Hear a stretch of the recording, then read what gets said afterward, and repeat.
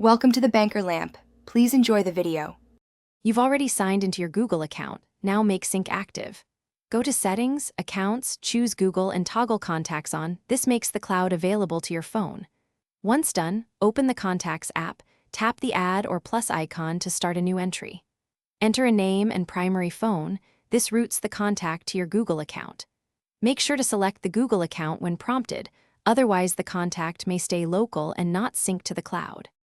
Now you add depth.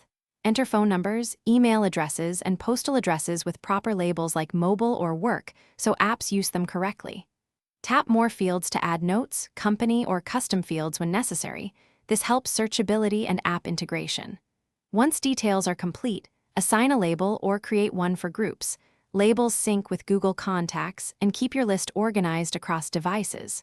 Make sure to save. The app uploads changes. Save the contact and give the device a moment to sync, then verify on contacts. Google.com to confirm cloud arrival. If changes don't show, force a sync in Settings, Accounts, Google Sync Now. This often resolves timing issues.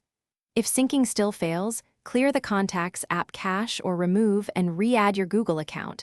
These steps reset the connection. One key tip: confirm internet access and sync toggle. Without them, contacts remain local and won't back up to. Thanks for watching. If this was helpful, leave a like and consider subscribing. See you next time.